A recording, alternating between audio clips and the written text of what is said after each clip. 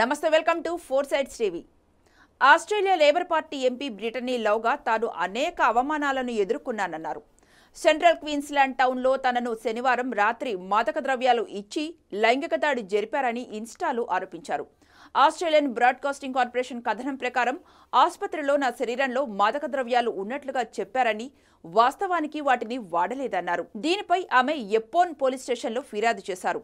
మనం ఆదివారాలు సురక్షిత వాతావరణంలో ఎంజాయ్ చేయాలని ఆ ఎంపీ చెప్పారు. బ్రిటనీ ఫిర్యాదు మేరకు పోలీసులు దర్యాప్తు ప్రారంభించారు.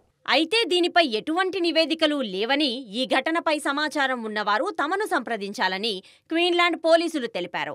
ఈ ఘటన షాకింగ్ గాను, భయం కలిగించేవిగాను ఉన్నాయని క్వీన్లాండ్ హోమ్ మినిస్టర్ మేగన్ స్కాన్లోన్ అన్నారని ఆస్ట్రేలియన్ మీడియా తెలిపింది. ఇక్కడ పార్లమెంట్లలో బ్రిటనీ తన కొలీగ్ ఫ్రెండ్ అని ఆమె అన్నారు. ఇంటా బయట లైంగిక హింసకు గురవడం ఏమాత్రం సహించరాని విషయం అన్నారు.